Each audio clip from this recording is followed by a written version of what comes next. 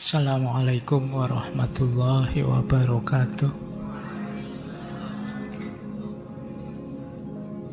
Bismillahirrahmanirrahim. Alhamdulillahi rabbil alamin. Assalatu wassalamu ala asyrafil anbiya'i wal mursalin, Sayyidina wa maulana Muhammadin wa ala alihi wa ashabihi wa man tabi'ahum bi ihsanin ila yaumiddin. Amma ba'd. Bismillah. Mari kita lanjutkan lagi ngaji kita. Ada beda-beda manusia itu menyikapi yang kita sebut tidak waras. Era klasik, zaman kuno, jangan salah. Kalau ada orang tidak normal, tidak selalu dianggap gila. Bisa saja dianggap, wah, wali. Iya kan? Oh ini dia dapat anugerah, kata Foucault. Ada yang dapat anugerah, ada yang dapat kutukan. Tapi ini arahnya ke yang spiritual-spiritual. Kalau ada yang aneh-aneh, wah, jadab ini mesti, kan gitu. Nah, ini era. Jadi orang yang hari ini kita anggap gila itu kadang dianggap orang istimewa pada zamannya, karena dapat anugerah dari Tuhan tadi. Orang-orang seni, orang-orang spiritualis itu banyak sekali perilakunya yang tidak sama dengan orang lain, tapi tidak terfikir untuk membawa mereka ke rumah sakit jiwa. Udah takut kualat nanti kamu. Jadi bahkan orang-orang ini di tengah masyarakat malah dihormati. Oh, kamu cium tangan sama mereka. Jadi ini sejarah klasik. Abad tengah begitu menyikapi, dalam tanda petik, kegilaan-kegilaan. Ya saya membayangkan misalnya cerita Nabi Khidir sama Nabi Musa itu kan. Nabi Khidir tiba-tiba ada anak kecil, tidak salah apa-apa, dibunuh, ditusuk. Wah, itu bisa langsung, kamu waras apa enggak? Ini kan mesti begitu kalau pakai paradigma hari ini. Tapi zaman klasik tidak begitu cara membacanya. Jadi bisa saja itu anugerah Tuhan yang luar biasa. Nah, itu dalam budaya kita ada cara pandang seperti ini tentang kegilaan. Lanjut. Nah, abad 17, Great Confinement, penguburan besar-besaran. Ini beda lagi. Orang yang dianggap gila zaman itu ya tidak lagi dianggap kayak wali, tapi mereka ini satu kelompok dengan orang nganggur, pengemis, pokoknya begitu. Dan nanti mereka ini dipandang tidak produktif. Ini orang-orang yang tidak produktif. Biasanya mereka ini dibuatkan tempat isolasi khusus. Gunanya apa? Biar tidak ganggu. Jadi di kita masih banyak ya razia, gelandangan, pengemis itu kan. Ini orang yang dianggap gila itu kan masuk di kelompok ini. Terus diisolasi mereka, tidak dicampur dengan orang biasa, orang normal, mungkin di tempat-tempat penampungan atau ada istilah asilum itu rumah sakit jiwa. Nah, tujuannya bukan disembuhkan, tapi diisolasi saja. Jadi biar mereka disiplin, biar mereka terkontrol, tidak membahayakan orang lain. Makanya istilahnya Great Confinement. Kata Foucault, isolasi pengurungan ini kadang-kadang alasannya bukan medis, tapi ekonomi. Di era kapital hari ini, kita butuh tenaga kerja produktif yang banyak. Kalau orang-orang yang kayak pengangguran, gelandangan, termasuk dianggap gila tadi, terlalu besar, ya dia beban sosial yang besar. Makanya dipastikan mereka tidak ganggu. Oke, ini gaya abad 17. Gaya abad 18, era pencerahan. Orang sedang senang-senangnya mikir. Yang disebut gila pada hari itu adalah orang yang tidak rasional. Jadi orang yang tidak bisa berpikir jernih. Nah, di era ini mulai muncul perspektif psikologis. Jadi orang gila itu orang yang tidak bisa berpikir jernih. Ini era abad pencerahan, abad 18. Kemudian era abad 19 lebih ketat lagi medisnya. Itu tadi, hari ini orang gila itu dianggap orang sakit yang harus dirawat medis. Gila dalam tanda petik ya, yang sekedar berbeda tidak normal. Mulai muncul pendekatan-pendekatan psikiatris. Tujuannya, kata Foucault seperti tadi, sebenarnya tidak menyembuhkan. Tujuannya hanya mendisiplinkan agar mereka mengikuti yang normal. Jadi kalau gayanya sudah seperti orang normal, dikembalikan lagi ke masyarakat. Jadi ini bedanya cara menyikapi yang kita sebut gangguan mental, sakit jiwa, itu ternyata sepanjang sejarah beda-beda. Jadi maka kalian tidak harus minder kalau merasa saya rasanya ada gangguan-gangguan. Tidak apa-apa, anggap saja sedang mau jadi wali apa mau jadi apa.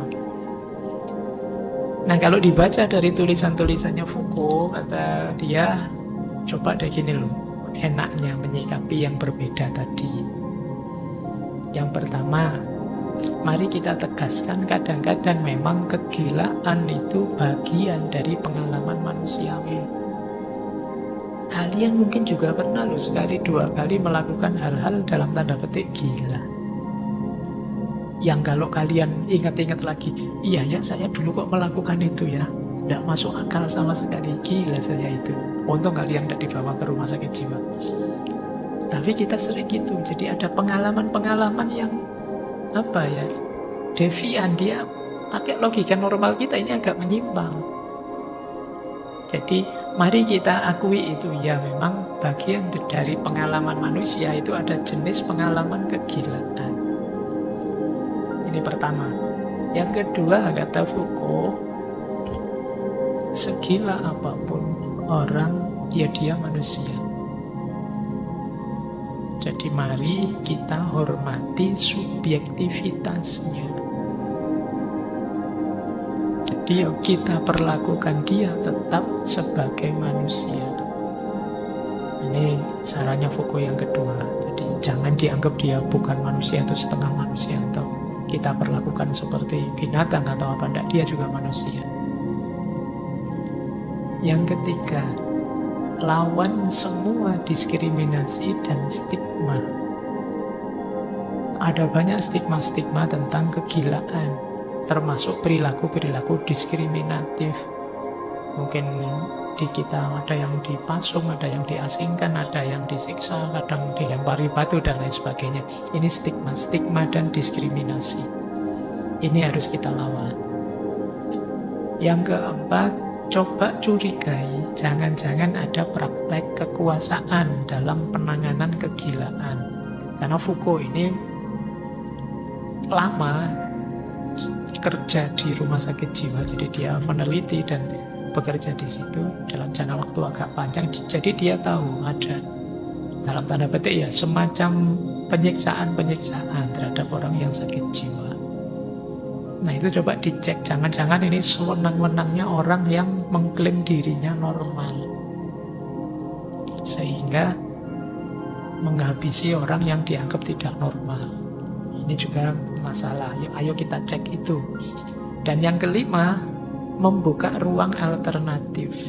Membuka ruang alternatif itu ya kayak tadi loh, coba cari perspektif yang berbeda. Mungkin ada budaya tertentu, tradisi spiritual tertentu. Nanti kalau kalian baca sejarah, ada beberapa budaya yang menganggap jenis-jenis kegilaan tertentu itu sifatnya sangat spiritual, berhubungan dengan Tuhan. Mungkin anugerah ini itu atau kutukan ini itu dan lain sebagainya. Ini yang disebut ruang alternatif. Jadi siapa tahu ada perspektif yang berbeda. Baik, ini untuk membuktikan tadi loh, bahwa ternyata sikap, respon, pandangan, perspektif tentang sakit tidak sakit, normal tidak normal, itu ternyata ya jenisnya lebih ke kesepakatan. termasuk ini saya tambahi sedikit ya, dalam hal seksualitas. Beliau nulis History of Sexuality. Ternyata sepanjang sejarah juga manusia itu beda-beda. Sampai pada akhirnya hari ini ya titik akhirnya orang menyikapi seksualitas ya banyak di level medis dan kapitalis. Jadi kata Foucault begini, ini istilah beliau sejarah seksualitas.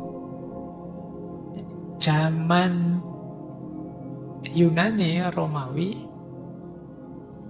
ada istilah ars erotica. Jadi seksualitas itu seni, pengalaman berharga yang bernilai. Jadi dianggap seni, nilai utamanya terletak pada pengalaman. Istilahnya ars erotica. Ini era Yunani Romawi. Berkembang ke era gereja. Ini perspektif agama-agama seperti di kita ya, di Islam. Seksualitas itu tabu. Jangankan dilakukan, diobrolkan saja secara di tempat umum itu tidak boleh. Ini sakral. Harusnya saya nggak ngomong ini di sini. Wis kadung. Cuma ini untuk menunjukkan ya bagaimana sejarah itu ternyata berkembang, cara pandang orang berkembang. Jadi kalau dulu disebut sakral. Kemudian zaman modern. Zaman modern lebih melihat seksualitas itu sebagai medis. Yang penting sehat. Monggo saja mau melakukan, mau enggak. Jadi tabunya hilang, medisnya yang kuat. Kamu mau bebas oke, tapi yo sehat ya. Makanya ada istilah itu, scientia sexualis. Fokus pada analisis, regulasi, diskursus ilmiah, dan lain sebagainya. Itu hubungannya dengan kekuasaan. Sampai kemarin ada isu ramai sekali itu kan tentang ATM, alat kontrasepsi.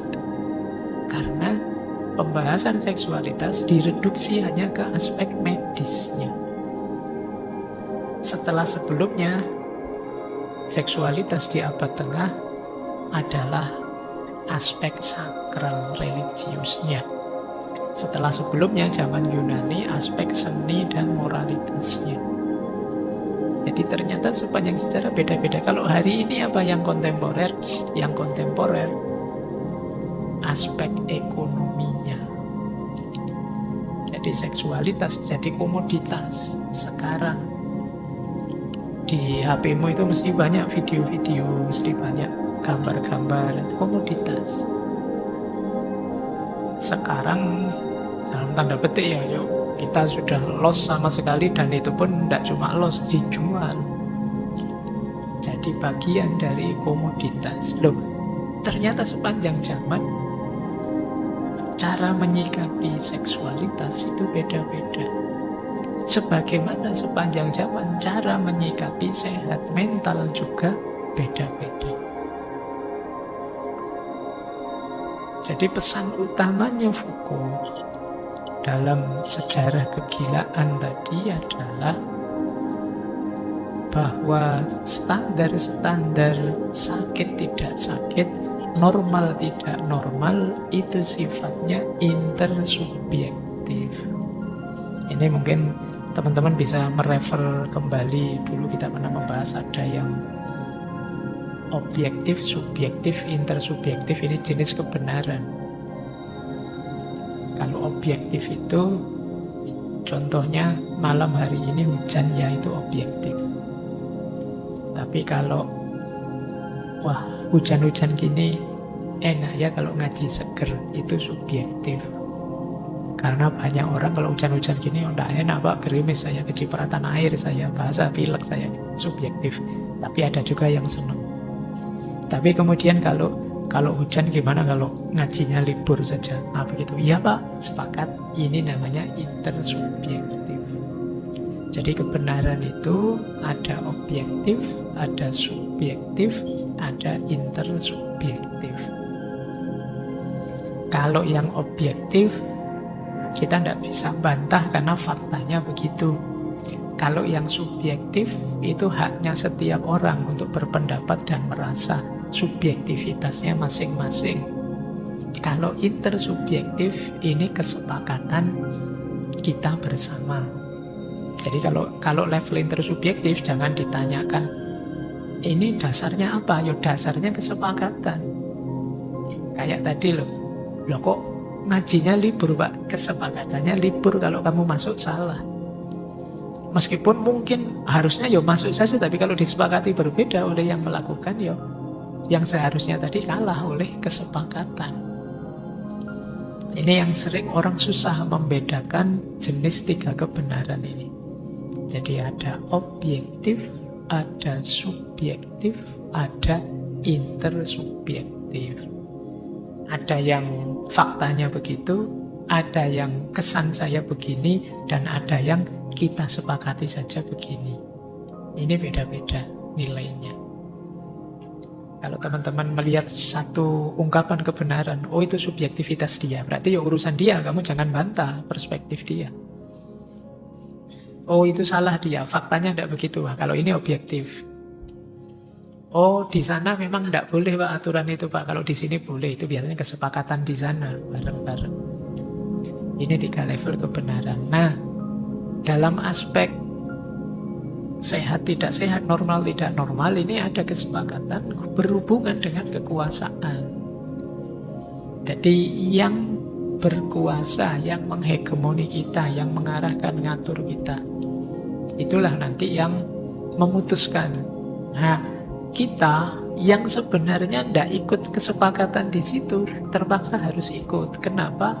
Kita terhegemoni dalam kekuasaan itu. Kita ada di dalamnya. Nah, jadi misalnya di ngaji ini, karena saya punya kekuasaan besar di sini, misalnya segala keputusan saya kamu tidak bisa bantah. Kamu sangat tergantung pada saya. Kalau saya bilang minggu depan libur ya, terus Pak mau dirunding dulu, dibahas dulu, tidak bisa. Minggu depan pokoknya saya tidak masuk. Selesai sudah. Kenapa? Power saya besar. Sama kadang dengan dokter tadi. Dia yang ngerti ilmunya, kamu tidak tahu apa-apa. Akhirnya apa? Mereka yang memvonismu. Oh sampean sakit ini. Padahal bisa saja vonis itu keliru, terus besok diganti lagi. Makanya kalau dokter itu kan diagnosis namanya, kan dikira-kira oh mungkin ini, mungkin itu. Nah ternyata tidak pas, mungkin ganti lagi. Nanti 3 hari lagi kembali ya, ini obatnya dihabisin dulu. Nanti 3 hari balik obatnya ganti, itu berarti kemarin keliru diagnosisnya. Bisa begitu, cuma kamu kan kalah kuasa. Dalam relasi kuasa itu ya kamu jadi objek. Ini yang diperhatikan oleh Foucault. Oleh karena itu ya mari berpikirnya mulai lebih longgar, tidak terlalu ketat di kategori-kategori. Karena kadang-kadang ya seperti kata Foucault tadi, kita ini hari ini hidup di tengah vonis demi vonis. Siapa saja yang punya kuasa atas kita memvonis kita. Orang tua, guru, dokter, dan siapa saja. Baik, kita lanjutkan. Nah ini ada quote menarik dari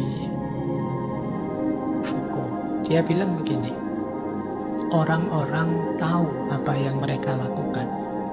Kadang mereka juga tahu alasan melakukan hal tersebut. Tetapi yang tidak mereka ketahui adalah apa yang sebenarnya mereka lakukan. Jadi teman-teman malam hari ini ngaji, tahu ya saya sedang ngaji. Juga punya alasan kenapa ngaji. Saya ingin ngerti filsafat Pak, saya ingin belajar. Oke. Yang mungkin belum kalian pahami beneran, kalian ngaji itu hakikatnya apa? Apa sih yang sebenarnya terjadi dengan kalian? Ini nanti arahnya ke relasi kuasa tadi. Ternyata kalau ditelusuri mungkin saja ngajimu itu hanya terimbas viral-viral misalnya. Teman-teman saya ikut hadir di masjid semua Pak, saya jadinya kok ingin itu. Ada yang menghegemoni ini, terus kamu hadir malam hari ini di sini. Atau kamu karena sering berrelasi dengan siapa, terus kamu nganggep ini penting, ini luar biasa, kamu bela-belain tiap Rabu ke sini. Itu yang dimaksud oleh buku. Kita kadang tidak ngerti benar kenapa kita melakukan itu.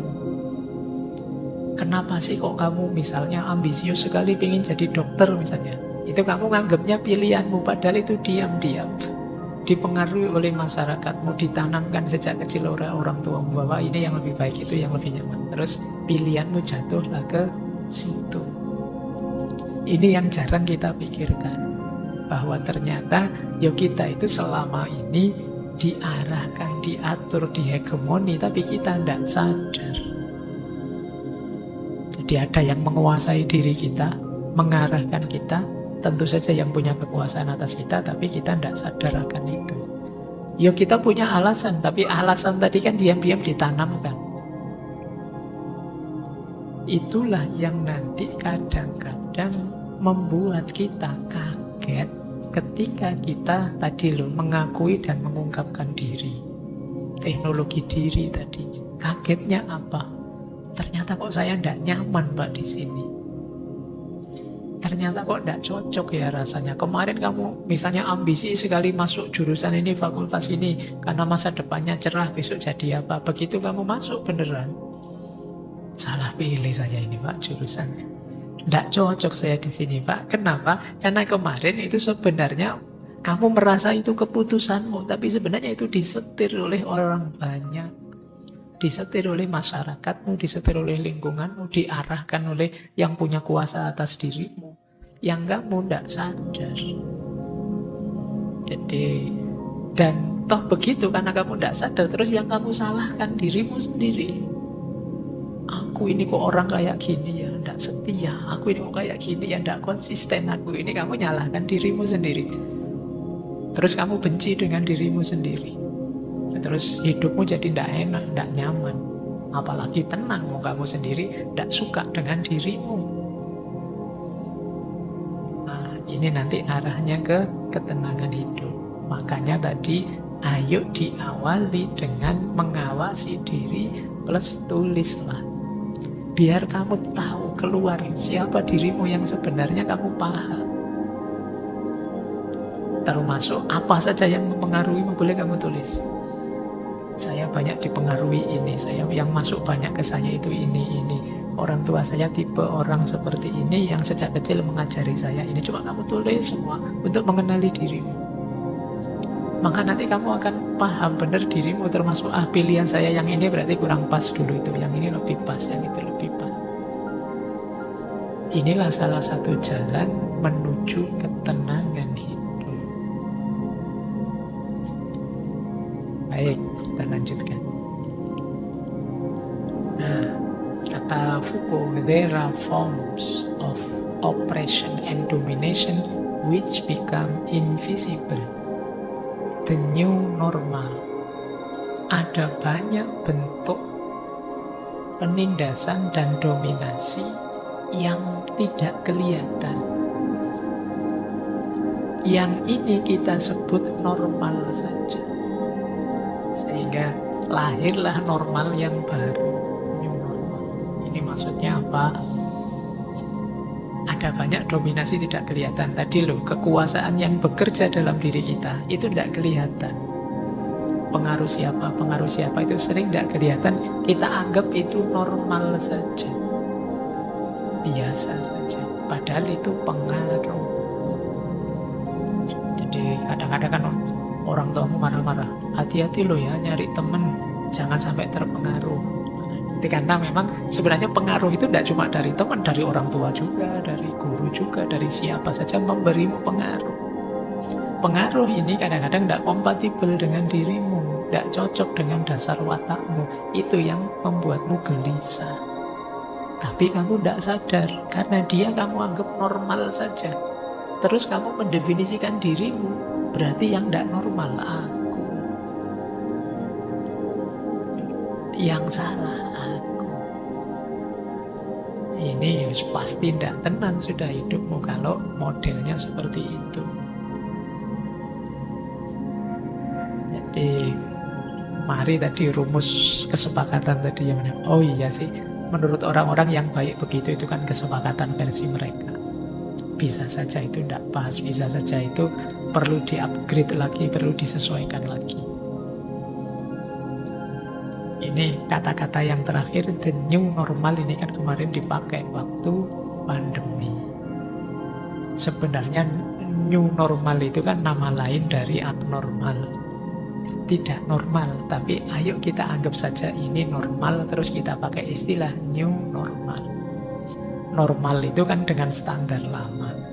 Kalau pakai standar baru ya sebenarnya ya tidak bisa disebut normal. Tapi ya sudahlah, tidak apa-apa, ganti saja kesepakatannya kan gitu. Terus kita sebut new normal. Ini bisa kalian pakai kalau kalian disebut orang aneh. Kamu itu orang aneh banget, tidak normal. Loh, saya tetap normal, cuma normal yang beda dengan kamu. Saya new normal, kamu normal lama kayak orang lain. Nah, itu tidak apa-apa begitu, biar kamu tidak stres. Jadi ini yang diinginkan oleh Foucault sebenarnya. Ayo kita jangan terlalu gelisah dengan kategori-kategori yang dibuat oleh orang lain. Apalagi terus dipakai untuk ngejudge kita, untuk menilai kita. Kamu mau jadi anak itu yang soleh, boleh kamu tanya, soleh menurutmu seperti apa? Jangan-jangan beda dengan soleh menurut saya. Nah, bisa saja rumusnya berbeda.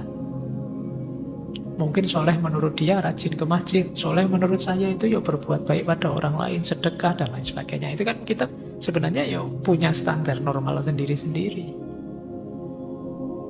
Ini yang jarang diperhatikan orang, karena relasi kuasa yang bekerja dalam dirinya itu tersembunyi. Dia tidak sadar kalau sedang dijajah, kalau sedang diarahkan, kalau sedang dibentuk sehingga kehilangan dirinya. Sehingga terus kamu merasa hamba, kamu merasa sulit sekali menemukan di mana sih titik bahagia hidupku itu. Kenapa? Terlalu banyak standar, terlalu banyak kuasa yang bekerja dalam dirimu.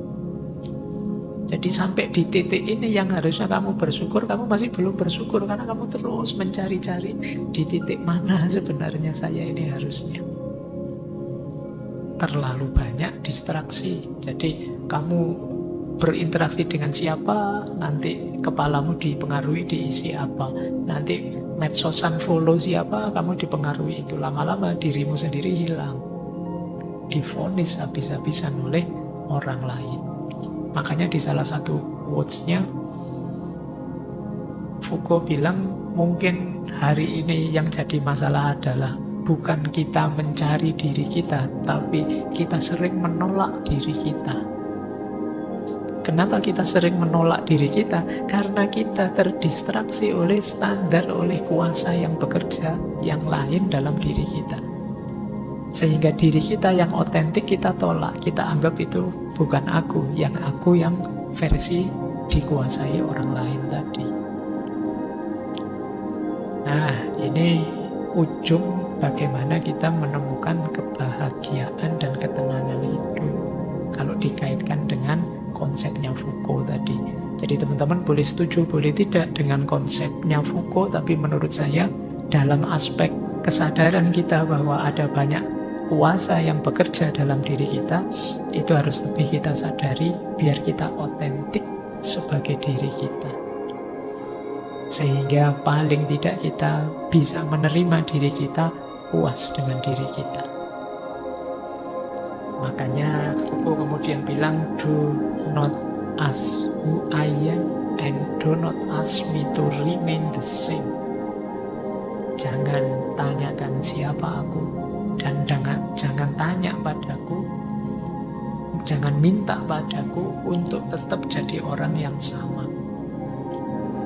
Kenapa? Karena pertanyaan orang padamu, siapa sebenarnya kamu, itu bisa tricky. Kenapa bisa tricky? Karena kamu akan menjawab sesuai harapannya. Dan jangan mau kalau kamu diminta jadi orang yang sama. Itu ya kasusnya sama. Kamu tetap jadi anak baik seperti sekarang ya. Itu kadang-kadang tricky. Kamu dijebak biar di situ terus. Padahal mungkin itu bukan dirimu. Padahal mungkin kamu masih perlu berkembang lagi. Maka do not ask who I am. Kamu saja yang tanya dirimu sendiri. Jangan biarkan orang lain menguasai dirimu, ngatur, mengarahkan dirimu. Bahwa pikiran orang lain, gagasan orang lain, keinginan harapan orang lain jadi pertimbanganmu boleh. Tapi jangan sampai mengendalikanmu. Pengendalimu harusnya dirimu sendiri. Keputusanmu ya kamu sendiri yang memutuskan. Ini yang sering jadi sumber overthinkingmu. Terlalu banyak kuasa yang bekerja dalam dirimu, jadi kamu bingung. Bingung karena perasaan ini baik pak, ini juga baik pak, itu juga baik pak. Kamu kebingungan terus. Kamu akhirnya tidak bisa memutuskan. Terus waktumu habis. Terus kamu kecewa dengan dirimu. Terus kamu benci dengan dirimu. Sehingga apapun yang kamu lakukan jadi tidak maksimal. Baik, saya kira itu pesan utama malam hari ini ya. Untuk kita hidup tenang. Saya kira gagasan awal Foucault tadi tentang teknologi diri perlu kita pertimbangkan. Bagaimana kita membentuk, mengarahkan diri kita.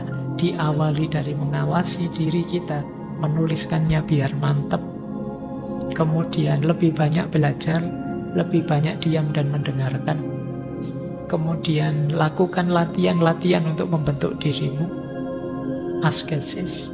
Kemudian ungkapkan dirimu apa adanya. Sampaikan apa adanya. Kalau ada yang masih salah, masih keliru, siap diperbaiki dan diakui. Ini nanti akan membuat hidup kita lebih tenang dan kondusif. Baik, saya kira itu ya untuk malam hari ini. Saya akhiri sekian, kurang lebihnya mohon maaf. Wassalamualaikum warahmatullahi wabarakatuh.